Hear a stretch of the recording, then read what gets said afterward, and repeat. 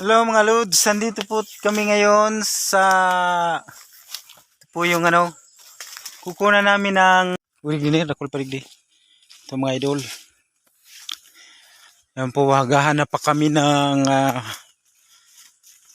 niyog. Sana. Grabe ubos. Madaming ngayong ayun pa. Sa red na ito. Yun, madami pa. Yun pa sana. Tayo na din. Tayo, ito na.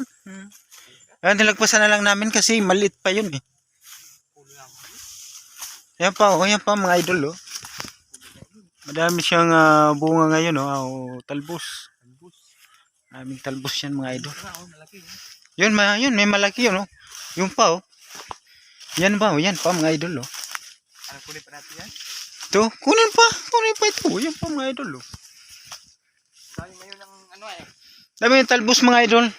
Kasi mga ilang araw kaming hindi nakakuha eh. Tinatamad kasi kami nung mga araw na yun kumuha ng niyog eh. Dahil nalagpasan mo na yun eh. Ito pa Dami. Nilagpasan na lang namin yung iba eh. Kasi madami na talaga eh. Hindi na kaya kunin eh. Pero mayroon pang dalawa doon na mas maganda pa yung maganda yung kuha niya eh. Dito tayo dadaan pare. Yan mga idol, may kagubatan mga idol eh. Tama kayo. Ako naman eh.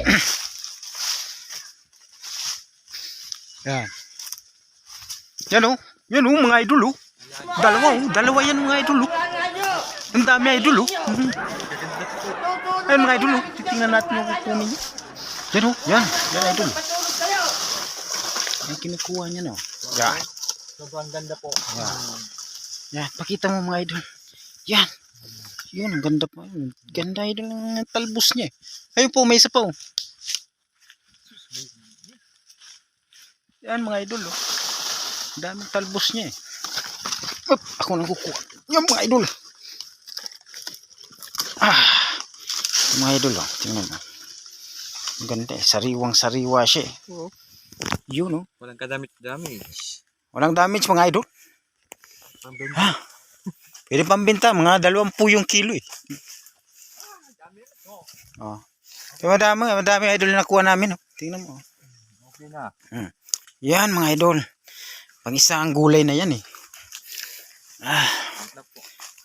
Uwi na kami idol kasi madami nang nakuha eh.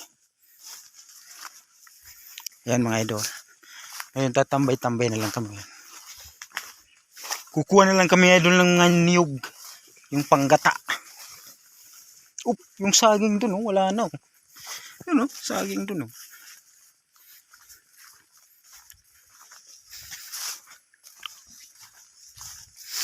mga idol.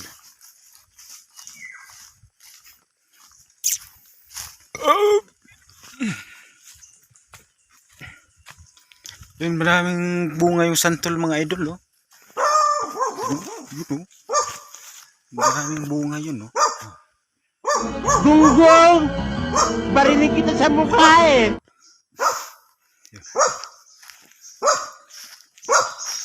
Maraming bilubi ngayon. Yan, yung aso namin idol yung bantayan dito